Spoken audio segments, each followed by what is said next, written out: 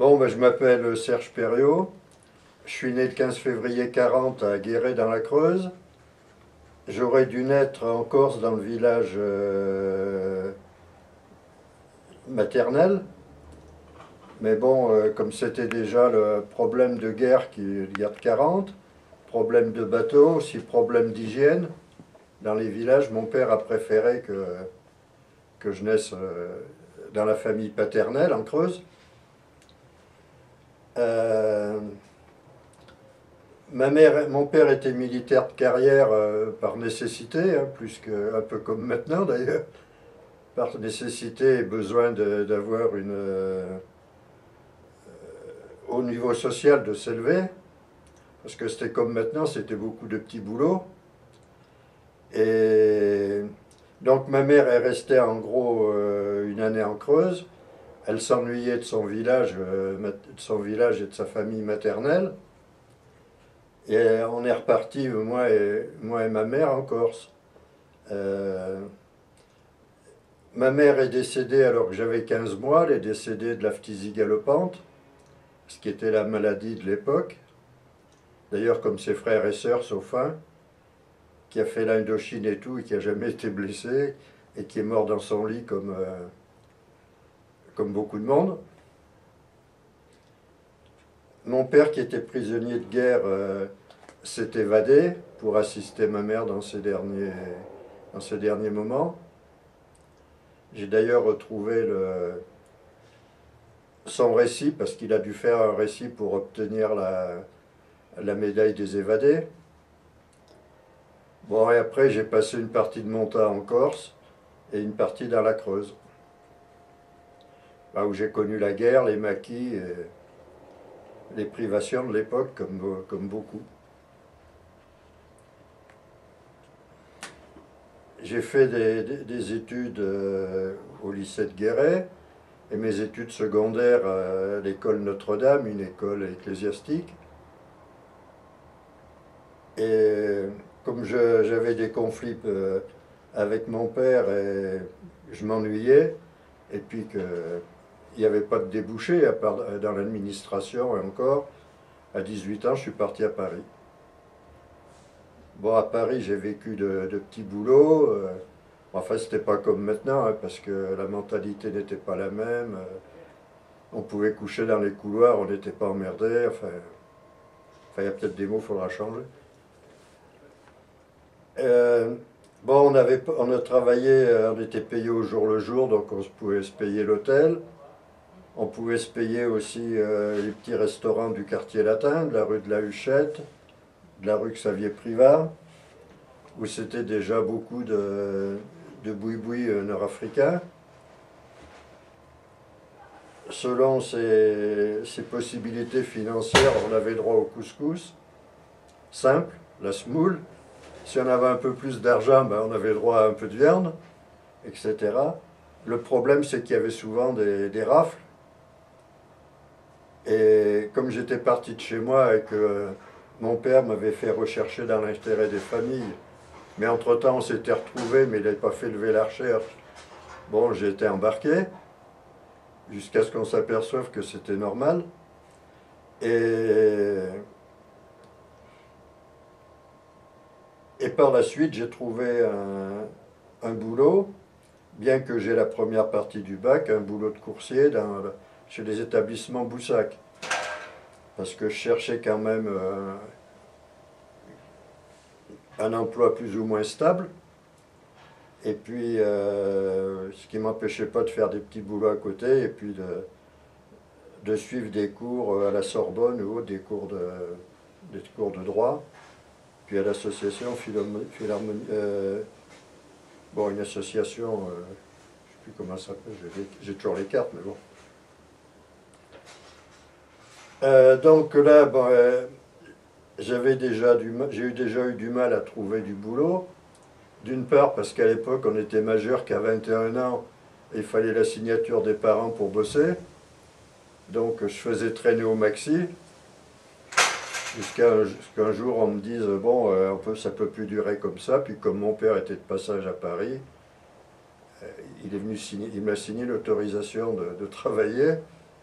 Donc le problème, c'est que personne ne voulait recruter un jeune qui allait partir 2 ans, ou même peut-être plus, ou pas revenir du tout.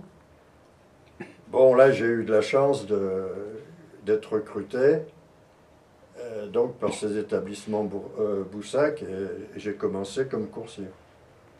Bon, moi je connaissais des gars de mon âge qui l'avaient fait. Certains étaient morts. Et en gros, c'était une guerre, quoi. C'était un moment à passer, une obligation. À 20 ans, j'ai été convoqué au 126e RI à Brive, où j'ai fait mes classes, élève gradé. Je suis à peu près le seul de la chambrée à ne pas avoir eu le CA1, parce que je devais, euh, je devais manipuler je fais faire manipuler, je devais faire prendre une mechta avec des FNSA. En plus, c'était un jeune gradé de la Légion qui, à mon avis, n'avait jamais été sur le terrain, et il m'a reproché d'avoir pas cherché de chemin de repli. Alors que le chemin de repli, chaque fois qu'on a accroché, j'ai jamais trouvé. Et ce qui m'a pas empêché d'être le seul, sur une dizaine de mes copains de classe, d'avoir terminé caporal. Les autres n'ont terminé que première classe. Bon, il faut dire que j'avais fait ce qu'il fallait aussi sur le terrain. Et quand mes copains sont partis, moi je suis rentré à l'hôpital de Brive parce que j'avais attrapé une otite. Donc je suis resté à peu près un mois à l'hôpital. Il faut dire que les gens de l'hôpital faisaient tout pour que je parte pas, jusqu'à ce que je fasse une connerie. Et puis, bon, ils m'ont quand même laissé partir, et puis je commençais à m'ennuyer aussi, parce que Brive, c'est un peu comme Guéret. Hein. Et donc je suis donc parti 8-10 jours en permission, et quand je suis revenu au 126e, plus personne ne me connaissait, parce que mon unité étant partie, moi je faisais plus partie des effectifs. Bon, j'ai donc traîné une huitaine de jours dans Brive. Pour dormir, pour manger, il n'y avait pas de problème parce que j'allais au réfectoire. Pour dormir, c'était plus dur, il fallait que je trouve un lit. Et puis un jour, on m'a appelé, parce qu'en définitive, ils attendaient un deuxième gars comme moi pour partir. Donc, on nous a donné nos livrets, nos papiers. Moi, j'avais fait de la tôle parce que j'avais pas salué lors d'une patrouille. Mais alors, la tôle, c'était vraiment pire que si on avait tué père et mère. Hein. C'était le bas-flanc. Et puis, il faut dire que ceux qui étaient au poste, les appelaient, ils n'étaient pas sympas avec nous. Hein. C'était moins sympa que les types de carrière. D'ailleurs, il y en a un, on lui avait dit si on te retrouve là-bas. Et on l'a retrouvé. Mais bon, on avait changé d'optique. Et donc on est parti avec nos papiers, qui étaient dans une enveloppe Kraft, fermée qu'une agrafeuse. Puis le gars qui est parti avec moi, c'est pareil, il avait dû avoir des bricoles. Alors on a pris le train pour rejoindre Marseille, mais on s'est gouré de train, on a pris un omnibus. On est arrivé à Toulouse. À Toulouse, on est descendu, on a été acheter une agrafeuse, on a ouvert les documents. Ça a l'air con comme ça, mais hein, quand on le raconte, on a ouvert les documents, on a enlevé ce qu'on ne voulait pas qu'il soit vu, on a refermé, puis on a continué. Alors, comme c'était un omnibus, on est arrivé à Marseille avec 2 jours de retard. Bon, ça va, à l'accueil, au poste, c'était un gars, un appelé, bon, qui n'a pas été vache avec nous. De toute façon, nous, on pouvait justifier. Hein. Bon, on s'est trompé de train, on s'est trompé de train. Et puis là, donc on est arrivé au DIM, et puis ça s'est passé comme ça. Et on est parti, on s'est perdu de vue évidemment, et puis on est parti en Algérie. Je suis donc arrivé à Alger tout seul, pratiquement. Bon, on m'a mis dans un train, où j'y étais tout seul, j'en sais rien, je me souviens plus. Et je suis arrivé à Médéa. On est venu me chercher, on m'a emmené 4-5 km à Damiette, où c'était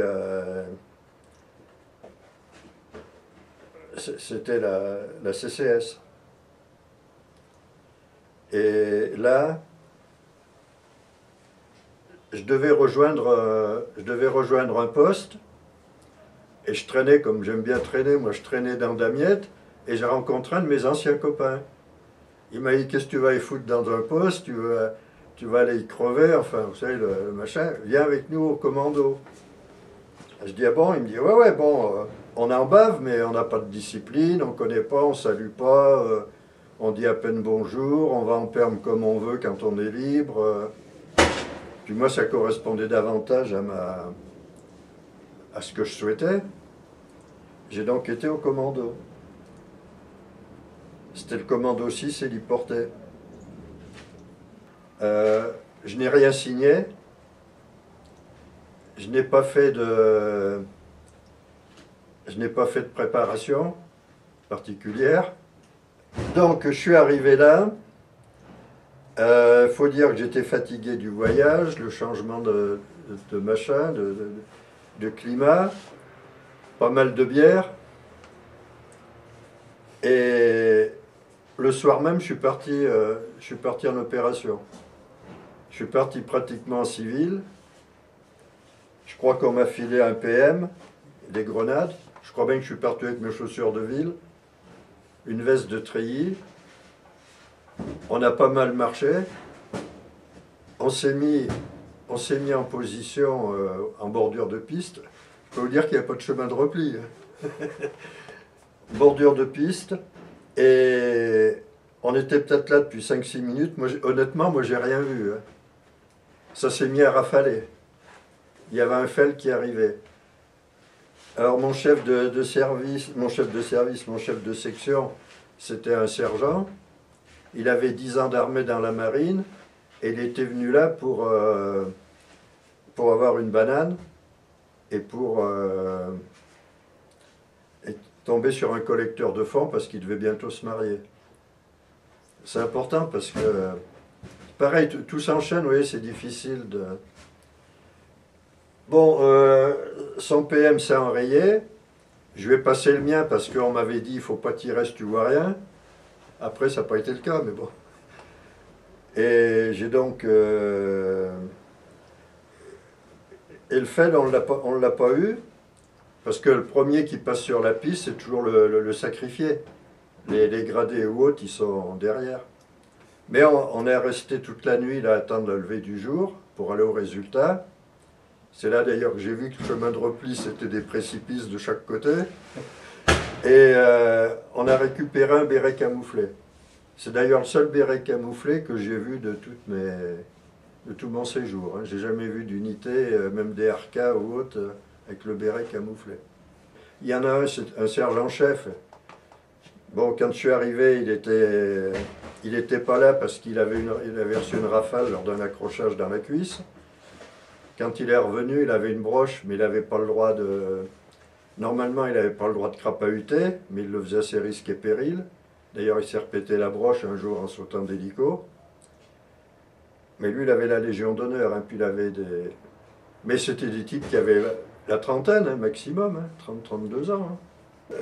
On faisait ce qu'on voulait. Le seul machin, c'était... On n'avait pas de discipline militaire. On se trimbalait en civil, à moitié comme on voulait, même sur le terrain. Hein. On avait des armes, à part quand je disais qu'on n'avait pas eu de formation, on avait fait les classes avec des armes françaises, on n'avait que des armes américaines, hein. Même le FM c'était un FM bar, bon à part la MAT 49 et on avait il y avait un Schmeisser de Thompson, on avait les grenades américaines, offensive, défensive. Et en plus, on les bricolait parce qu'on voulait qu'elles pètent tout de suite. Quand on va sur une cache, il n'est pas question de compter 1, 2, 3. On s'en servait comme piège. On avait des mines bondissantes et des mines encriées qu'il fallait relever le matin, évidemment. Et bon, il y en a 2 ou 3 qui aimaient bien faire ça, parce que si on loupe, on pète. Hein. Et j'ai vu une fois sur une piste un fel qui s'était pris dans une mine bondissante, il était coupé en 2. Et ça, c'est important aussi, ces mines qu'on bourrait de plastique, et on supprimait le bouchon allumeur, enfin la mèche. C'était des appelés qui faisaient ça. Enfin, il y avait un spécialiste, un type de carrière, mais il y avait des appelés qui aimaient bien. Et on avait des grenades incendiaires, on avait même le napalm. On s'en est servi une fois, mais bon.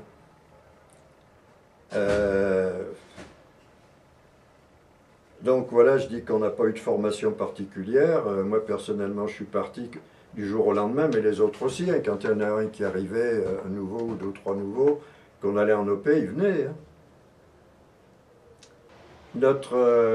La cerise sur le gâteau, c'est qu'on était dans le commando zonal de Si Mohamed. Et il avait sa carabine, c'était une Stati. Et celui qui choperait Si Mohamed, il gardait à titre personnel sa Stati. Et bien des années après, j'ai rencontré un gars, je ne sais plus, on discutait. Il m'a dit qu'il était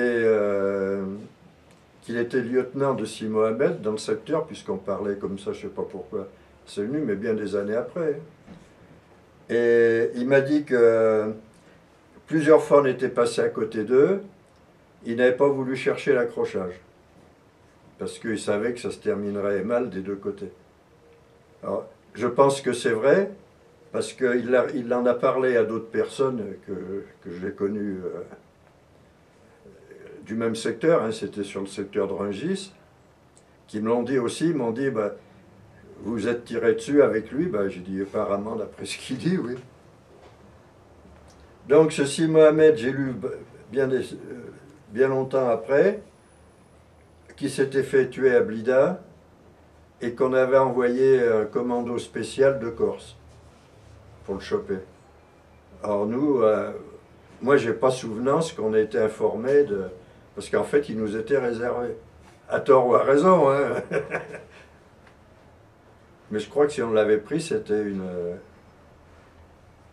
l'étoile. Je pense qu'on était des enfants de la guerre. On avait des mentalités un peu spéciales. On avait connu plus ou moins les maquis, enfin, pas directement, mais dans la famille. On avait connu les maquis, on avait connu les privations, on avait connu les armes. Même ceux qui habitaient en ville, ils venaient de campagne. Ils étaient habitués à la chasse. Moi, j'en ai vu, instinctivement, il y avait des lapins, ils les tiraient au MAS 49. Hein. Bon, il restait pas gros du lapin, mais c'était de l'instinct, vous voyez. C'était pas des mauvais souvenirs. Je dis peut-être qu'on était décalés. On a eu des morts des 2 côtés. Je peux vous dire que les cadavres de fel, on les piégeait hein, avec des grenades. Faut pas se voiler la face, hein, on faisait comme eux. Hein.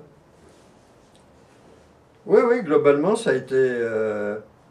il y a eu des moments durs, il y a eu des morts des 2 côtés. Enfin, des autres côtés, on s'en foutait, excusez-moi, mais... De toute façon, on ne faisait pas de prisonniers. Ceux pris les armes à la main, on ne faisait pas de prisonniers. Mais non, tout le monde s'est... Même ceux qui arrivaient, quoique ceux qui arrivaient après, là, ils étaient un peu moins à l'aise que nous.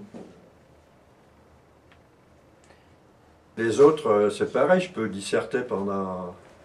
Il y a des choses qui vont vous sembler pas logiques, mais sur le terrain, c'est un enchaînement logique, vous comprenez? Il me semble que c'était un dimanche matin. Il faisait beau, c'était au mois de septembre 61.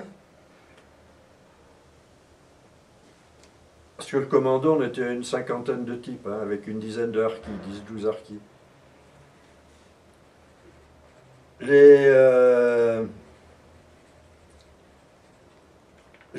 on était répartis en 3 sections, on était copains, mais chacun était indépendant, puis chacun cherchait le résultat. Faut pas se faire de... Sur le terrain, on s'aidait, mais quand il fallait ramasser, on ramassait. Hein. Donc, on tournait un peu en rond, parce que c'est un peu une drogue, vous voyez, le combat. Enfin, le combat, on a peur, une façon de dire, on a peur, on est crispé. Mais dès que ça commence les premiers coups de feu, c'est l'adrénaline, on réfléchit plus, on part. Hein. Et donc là, on tournait un peu en rond, on était une dizaine, on tournait en rond. Et on a dit au sergent, d'ailleurs il s'est collé une balle dans la tête après Alger, à côté de mon lit. C'est pareil, là, si je veux, je suis obligé de développer, vous voyez, c'est pas évident de restreindre. On a dit on va aller faire un tour dans l'oued d'Arche. C'était à 4-5 km du commando, c'était un oued qui était en bas. Bon, vous voyez, on était relativement aguerris, mais on n'est pas parti avec un FM. On s'est dit, bon, pourtant on savait, on voyait des signaux la nuit. Donc on est parti. Il y avait un douar, j'y suis retourné après d'ailleurs avec une autre équipe, plusieurs jours, 1 ou 2 mois après. On est parti, donc là on a contrôlé un douar, enfin on a contrôlé... enfin moi personnellement ce jour-là j'étais parti vraiment pas pour rien foutre. J'avais même emmené un bouquin. Et on a surveillé, donc on a contrôlé vaguement le douar, hein, parce que... Et puis on a été se mettre en chouffe un peu plus haut, dans un bosquet. Moi j'ai bouquiné, j'ai sommeillé. Je crois même que ce jour-là j'avais enlevé mes patogas, ce que je faisais jamais, ou délacé, ou pour expliquer un peu la suite. Et au bout d'un moment, moi j'étais deuxième classe hein, à ce moment-là. Mais enfin chacun avait quand même une autonomie, parce qu'un sergent il nous a emmenés sur le terrain, mais après chacun, s'il y avait le feu, on lui demandait pas, monsieur, je peux tirer. Hein. Et au bout d'un moment, on est venu me dire, on va se préparer, on va aller voir, parce qu'il y a une Fatma, une jeune Fatma, elle fait la navette depuis un bon bout de temps entre la Mechta et un tas de pierres. Bon, eux, je sais pas, ils se sont préparés un peu avant moi, le temps que je relâche certainement mes godasses. Pour ça, je dis, j'avais peut-être défait mes chaussures. Ils sont partis avant moi. Alors, je me suis harnaché, hein, parce qu'on n'avait pas de sac à dos, on n'avait pas 30 kilos sur le dos. Je me suis harnaché et je partais pour les suivre, mais à une distance peut-être de 10 mètres, hein, parce que les mecs, quand ils cavalent, que ce soit les fèles ou nous, quand on commence à cavaler, ça va vite. Hein. Et j'arrive près du tas de pierres, il y a un mec qui sort avec son PM. Bon, j'ai tiré le premier. À mon avis, il voulait prendre l'équipe par derrière. J'ai tiré, je l'ai descendu, je l'ai fouillé, parce qu'on ramasse tout. D'ailleurs, j'ai ramassé les photos, là, que j'ai, les photos de Fell, c'est sur lui. Il avait un écusson, je l'ai là, je l'ai coupé vite fait. Bon, s'il avait eu un treillis camouflé, je l'aurais certainement pris, mais c'est rapide. Hein. Le type qui écoute ça, il dit ouais, il raconte des conneries, mais c'est rapide. Je me souviens, il a un poste, un pocket, un pison brosse. Je l'ai pris sans regarder. J'ai pris son portefeuille, il n'avait pas de pognon. Il avait un ceinturon genre américain, mais en cuir avec la boucle, que j'ai ramené, puis je l'ai donné par la suite à quelqu'un. Et puis bon, il n'avait même pas de pâte au gaz, parce que peut-être s'il avait eu des pâtes au gaz, je les aurais ramassées, parce que nous n'en avait plus. S'il avait des chaussures, des baskets Fell, comme on en a eu plein dans les caches, dans les machins. Puis il avait un treillis marron gris, là, parce ils avaient du tissu marron gris. Et donc j'ai pris son arme. Je me souviens, il avait 2 ou 3 chargeurs en vrac de maths, je les ai pris. D'ailleurs, je m'en suis servi après, alors que j'aurais pas dû, parce que les chargeurs, en général, on les piégeait, on mettait 1 ou 2 cartouches pourries dedans pour qu'ils se fassent sauter la gueule, et puis l'arme en même temps. Bon. Et puis moi, je me suis lancé. J'ai rattrapé les autres. Et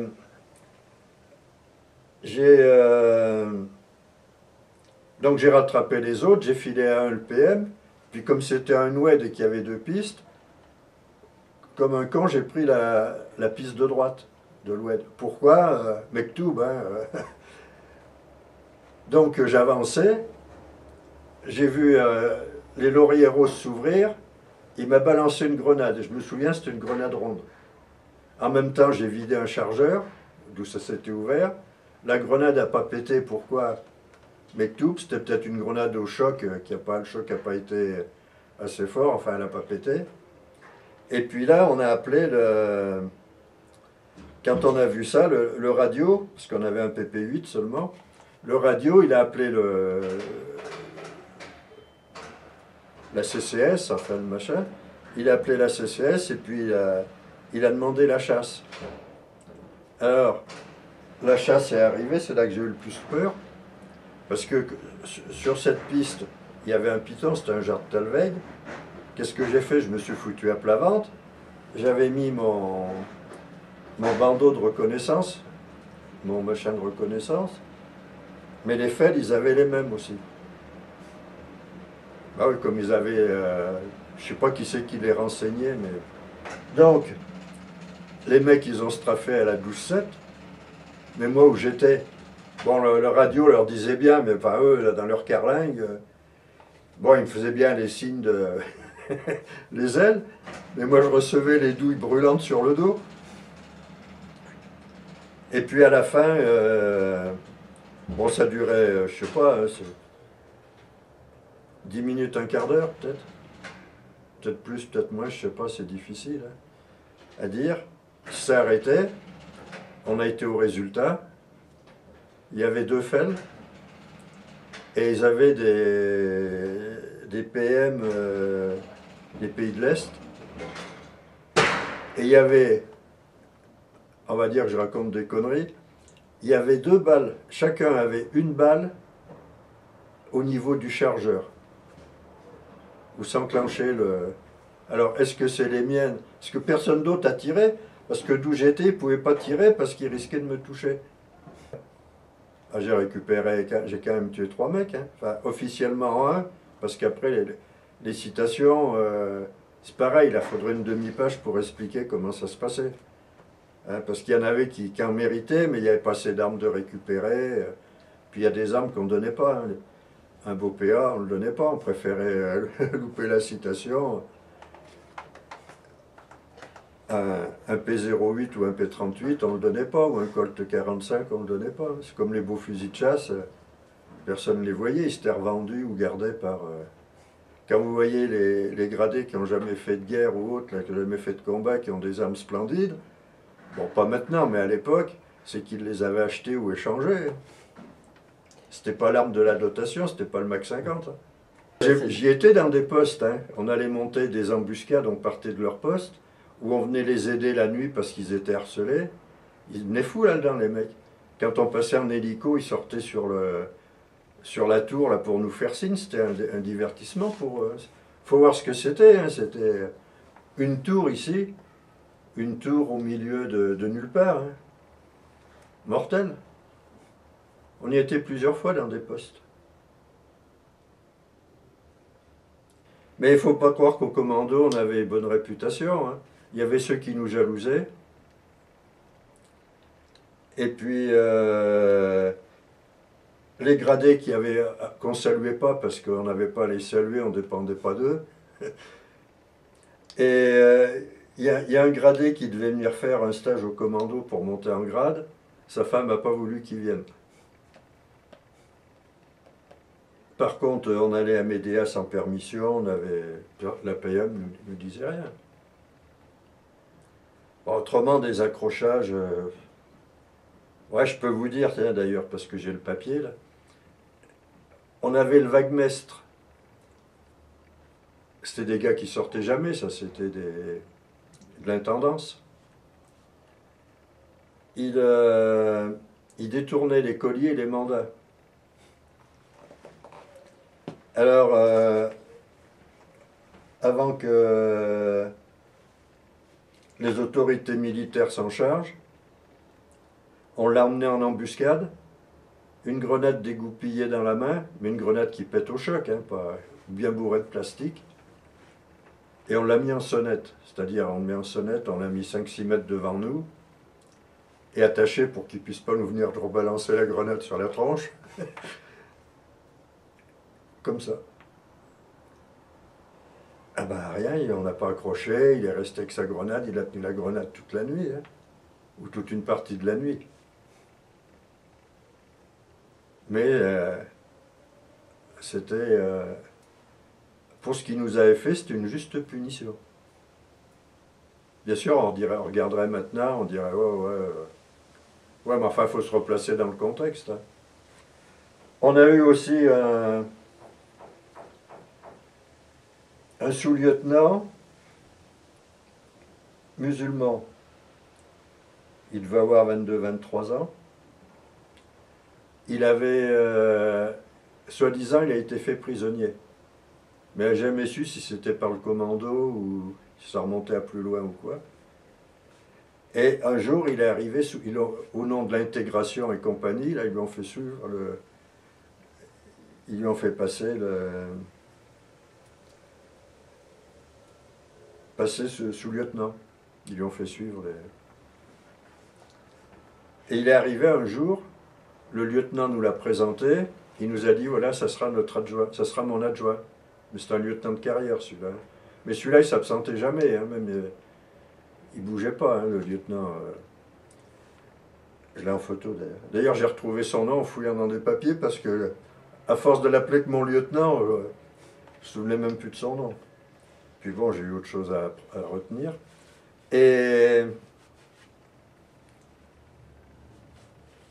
on lui a dit, mais devant l'autre, devant le sous-lieutenant, on lui a dit, de toute façon, il n'est pas question, oui, comme on aimait bien les harkis, enfin lui, c'était pas harki, mais tout comme. Non, on lui a dit, il n'est pas question qu'il nous donne un seul ordre. Alors, le lieutenant, il n'a pas voulu chercher la merde, il a dit, bon, d'accord. Et fait exceptionnel, le lieutenant, il a dû s'absenter 2-3 jours. Ce qui était, comme je l'ai dit, vraiment exceptionnel. Hein. Parce qu'il avait les dents pourries, il a attendu d'être à Alger pour se les faire soigner. Mais il avait, même sur le terrain, des sacrées crises de dents, hein, de rage de dents. Donc, nous, on avait le foyer, il ouvrait, il fermait, que le premier, le dernier soit phare. Hein. Et puis, à partir d'une certaine heure, on braille, on chante, pour peu qu'on ait accroché ou qu'on ait quelque chose à faire passer, qu'est-ce qu'on fait? On déconne, quoi. En ayant bu ou pas bu. Hein. Alors lui, qu'est-ce qu'il trouve, ce sous-lieutenant? Fermeture du foyer. Vous faites le bordel, fermeture du foyer. Alors on lui a dit, pas question. Bon, puisque c'est comme ça, crise d'autorité, harnachez-vous, on part en embuscade. Alors on lui a dit, si on part en embuscade, vous ne revenez pas. Et je peux vous dire que le foyer, il a rouvert. Parce qu'il savait que dans la masse, il y en a bien qui l'auraient. Qu'est-ce qu'il y a eu on a eu des embuscades. J'ai eu par exemple, le sergent, mais c'était avant, hein, ça c'était en 60, ça devait être en 60. Le sergent, j'étais son adjoint, j'étais deuxième pompe, mais j'étais son adjoint, enfin, ça lui coûtait rien. Ouais, parce qu'à la suite de que son arme s'est enrayée, que j'ai passé le mien, première embuscade, premier jour, premier accrochage, il m'a dit, tu veux pas entretenir mes armes? Comme moi j'aimais bien les armes, j'ai dit, ouais, moi je m'en fous que je nettoie un PM ou deux, si je m'emmerde, j'aime mieux m'occuper. Ouais, j'ai dit, pas de problème. Et puis il y a les maçons, il lui avait fait une piole, et donc il avait une pièce à lui. Et quelques jours après, il me dit, faudrait que tu fasses mon lit. J'ai dit, pardon? J'ai dit, ça, il n'est pas question. Hein. Bon, déjà, il y a eu un peu de froid, puis quelques temps après, on a exploité un renseignement, le de nuit. On est arrivé sur des mechtas, on a attendu Ashkoun, ça veut dire qu'il va là, et aussitôt parce qu'ils ne se faisaient pas sauter les mecs, hein, quand on arrivait sur les mechtas, ils sortaient avec toute leur puissance de feu. Hein. Et lui, il s'est pris une balle dans la tête. Moi, j'étais à côté, les gars, ils ont cru que j'avais morflé aussi, mais c'était pas le cas, mais tout, plusieurs fois d'ailleurs, ça m'est arrivé. Et donc, il est tombé. Les gars les FEL, ils sont partis, hein, parce qu'ils ont vu qu'ils auraient très bien pu aussi ne pas partir, hein. Et il avait toute la force concentrée dans un bras. On était 2 ou 3 à lui tenir le bras, tellement il avait de force dans un bras. Et les hélicos, le Bell ou l'Alouette, ils venaient pas la nuit. Ils venaient ils naviguaient, ils circulaient pas de nuit. Ils circulaient que de jour. Et ils l'ont emmené à Alger. Et quelques jours après, comme j'étais son adjoint, on m'a envoyé à Alger pour lui rendre les honneurs. Mais aucune émotion, hein. Ça que je comprends pas, vous voyez, pour moi c'était un fait divers dans le... Aucune émotion. Là, il y avait sa fiancée. Puis il y avait 10-15 cercueils d'alignés là, de gars qui étaient tombés en embuscade ailleurs, à l'hôpital Maillot. Donc lui, il a eu sa banane, mais a posteriori. Mais une preuve que les mecs qui venaient d'ailleurs, ils se figuraient qu'en Algérie, c'était de la plaisanterie, parce que pour rester avec une arme qui n'est pas nettoyée, je pense surtout pour un type de carrière, il était dans la marine avant, il ne faut pas avoir grand-chose dans la tête, hein. Ça, c'est ma réflexion personnelle. Bon, nous, on avait 10-12 harkis. C'était des ralliés, la majorité. Et nous, on ne s'entendait pas du tout avec eux. Déjà parce qu'ils étaient payés 24 fois comme nous. Ah ouais, leur solde, c'était 24 fois la nôtre. Qu'on n'avait pas confiance. Que... Je parle des nôtres, hein, je parle pas... qu'on n'avait pas confiance, qu'on pouvait rien dire, qu'ils se mélangeaient pas avec nous parce que déjà ils picolaient pas, donc ça y fait, hein, c'est le signe de ralliement, la bibine, hein. Et d'ailleurs, quand on partait en opération, nous c'était un commando, le lieutenant, il nous réunissait en gros, tout le monde savait à peu près ce qu'on allait faire, hein. Et il disait jamais où on allait, parce que je sais pas comment ils arrivaient à le dire, mais ils arrivaient à divulguer même pas l'histoire de... Bon, de toute façon, il faut dire ce qui est, les harkis, ils étaient comme les Français pendant la guerre de 40, hein. Ils étaient ni pour l'un ni pour l'autre, mais ils basculaient du côté où... Bon, quand ils voyaient que la France, ça allait pas bien, ils étaient FLN.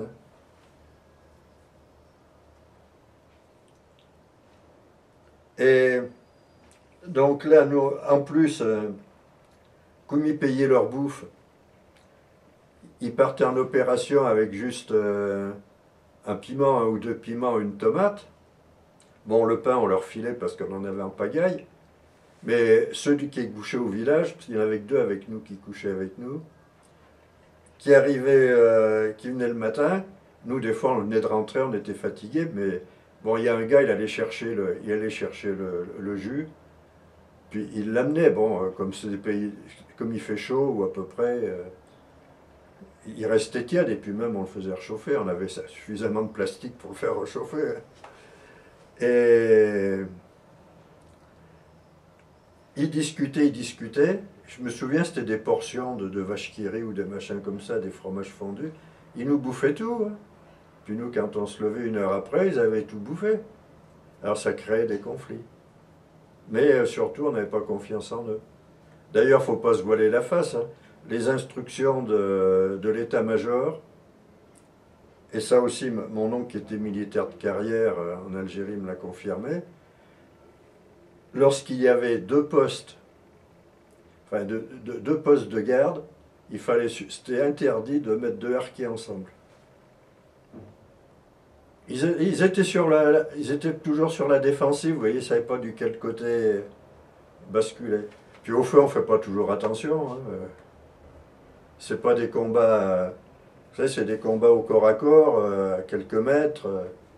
le gars d'à côté, on ne sait pas ce qu'il fait, hein, s'il n'est pas touché, s'il ne tombe pas, on ne sait pas. Hein. Pour continuer sur les harkis, quand on dit que les harkis ont été abandonnés, hein, je crois que c'est en octobre ou novembre 61. Le lieutenant les a tous réunis et il leur a dit voilà, ou vous engagez, ou vous foutez le camp. Sur les 12 ou 13, il n'y en a qu'un qui s'est engagé. Et d'ailleurs, il a été blessé par balle peu de temps après notre arrivée à Alger, dans la Casbah. Tous les autres, ils n'ont pas voulu, même ceux qui avaient l'air le plus... Alors, dire qu'on les a abandonnés, peut-être il y a des endroits, il y a peut-être des circonstances, mais nous, on ne les a pas abandonnés. On leur a donné le choix. S'ils s'engageaient, ils étaient dans l'armée, ils étaient pris en charge, hein, eux et leurs familles. D'ailleurs, ils sont partis, je crois qu'on leur a même pas dit au revoir, enfin c'est des circonstances. Hein. On leur a même pas dit au revoir, ils ont quitté le... Et puis en plus, moi je crois que on savait qu'on allait aller à Alger, enfin on n'y était qu'en février, mais c'est prévu à l'avance, hein, on sait en gros ce qui va se passer. Et que, comme ils disent là, dans les machins, nos amis pieds noirs, ils ne voulaient pas voir des musulmans armés en ville. Moi, c'est mon sentiment. Hein. Bon, je peux dire qu'on faisait partie, on n'était pas... Il y a des gars de chez nous qui sont partis dans l'OS, même un appelé. D'ailleurs, il a été gravement blessé dans les maquis de Loire-Sonis. Alors blessé par les faibles ou par les gendarmes français, ça c'est autre chose. Et que l'OAS a payé le voyage à sa mère pour qu'elle vienne l'assister. Mais là c'est pareil, l'OAS, bon moi je peux pas dire que j'ai connu, il y avait des gens de chez nous, quand on les voyait, on n'allait pas leur tirer dessus. Hein. En plus on n'avait pas d'ordre. Quand l'OS, combien j'ai vu plusieurs hold-up, les gars on les laissait barrer, hein. Les gars de l'OS, mais de toute façon on n'avait pas d'instructions. Les seules instructions qu'on avait, c'était de contrôler les gradés sur le boulevard du Front de Mer à Alger. Alors on ne se privait pas à la tête, mais avec le PM armé, hein, pratiquement le PM sur le ventre, les généraux et tout. Alors, il y en a qui le prenaient bien, puis d'autres qui faisaient un peu la gueule. Ben, nous c'était notre vengeance. Ben, mon retour, donc le 19 mars j'étais à Alger, ça a pas mal pété. Le fait d'être pas mal d'avoir des gens dans l'OS, ça nous a évité d'être boulevard, d'être où il y a eu les massacres, rue Michelet. On n'était pas loin, mais on n'était pas impliqués. On n'a pas fait le blocus de Bab el-Oued, parce qu'on était bien avec les pieds noirs, il nous a invités, il nous filait des cigarettes chez Job ou Bastos. De toute façon, on n'avait pas d'instruction, on se baladait, on était neutre. Donc là, on est reparti. On nous a dit, bon, ben, je crois que je regardais la date, là, c'était au mois de mai seulement. On nous a dit, bon, vous allez rendre le pactage. On est retourné dans notre... on est arrivé le matin, parce que Alger, c'était pas loin, c'était à 120 bornes. On a donc rendu le pactage le matin. Moi, je n'avais pas rendu les jumelles, ils me les ont réclamées par la suite, j'ai la lettre, mais je ne leur ai pas rendu quand même. Et puis, donc on est arrivé au commando, ça n'avait pas été entretenu, tout était dévasté, tout était dégueulasse. Bon, on a dû nous donner la bouffe à midi, certainement, je suppose. Moi, l'après-midi, à 2 ou 3, on est parti à Médéa. Alors, la ville avait changé, hein, l'ambiance, c'était vraiment la liesse, tout ça. J'étais dans un bar qui était tenu par des pieds noirs avec 2 filles. Qui avait 2 filles. Il m'a dit, bah, où étais-tu passé? On ne te voyait plus, on croyait qu'il t'était arrivé quelque chose. Je dis, non, on était à Alger. Là, le sergent de patrouille, c'était un Gus avec qui j'avais été à l'école, mais quand j'avais 9 10 ans.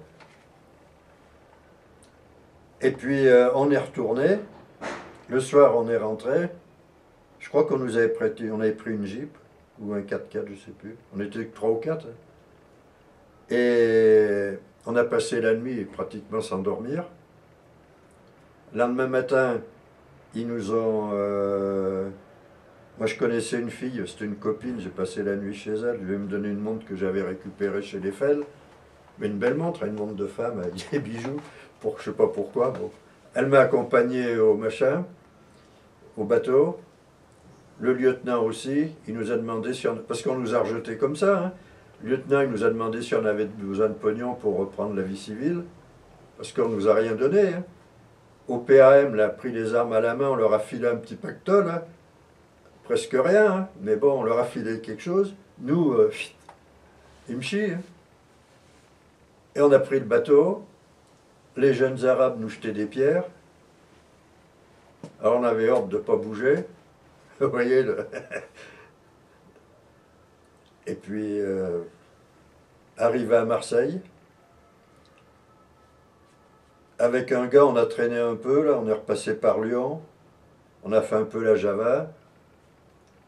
Moi, je suis repassé par Clermont-Ferrand parce que j'avais un oncle et une tante, j'avais besoin d'un peu de pognon. Je suis parti, donc je suis retourné chez mon père prendre ma valise que j'avais déposée 2 ans avant, et je suis reparti à Paris.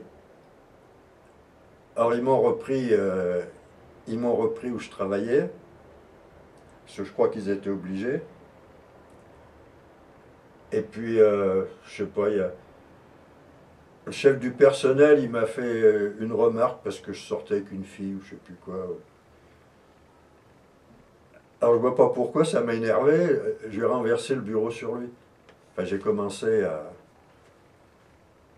Et oh, il m'a dit, allez, je le connaissais quand même depuis 2 3 ans. Il m'a dit, vous avez besoin de prendre des vacances. Et il m'a payé 15 jours de vacances. Bon, disons que même maintenant, hein, quand j'entends un hélico, ça me remue. Pas longtemps parce que je réagis, mais ça me remue. Un coup de feu, ça me remue. Marqué le premier coup de feu, moi je l'ai connu à 4 ans, alors un mec qui s'est fait tuer par les Allemands. Et puis je servais de bouclier, parce qu'on m'avait mis à bout de bras pour, pas pour me faire tuer, mais pour protéger les autres. Après, je me souviens plus, hein. Et traumatisme, bon, bah, c'est ça, si, des fois, même maintenant, je me retiens, mais j'ai des passages nerveux. Je pense que ça vient de là. Mais pour ça, j'ai jamais été violent avec ma femme, ni avec mes enfants, ni quoi que ce soit, hein. Mais si on me cherche un peu, il faut bien que je me retienne pour pas exploser. Bon, je dis que, à mon avis, ça aurait pu se solutionner mieux, mais que pour moi, ça n'a pas été vraiment quelque chose de contraignant. Que je pense que à nos âges, on avait beaucoup de trop-plein à dépenser. Nous étions des enfants de la guerre, donc qui avions vécu dans la violence. Et que ce qui se passait là, c'était un peu une grande aventure, comme l'avaient eu nos pères avant. Et puis, politiquement, la personne était politisée, hein. Globalement, hein, je parle. Moi, personnellement, on m'envoyait là-bas. Ce qu'on cherchait, c'est à ne pas se faire tuer. Donc, pour ne pas se faire tuer, qu'est-ce qu'il faut faire? Il faut tuer. Le premier, tirer le premier. Et puis, pour le reste, non. Quand j'y pense même maintenant, je dis qu'on n'avait pas de compassion, même les copains qui tombaient ou autres, on n'avait pas... je sais pas pourquoi.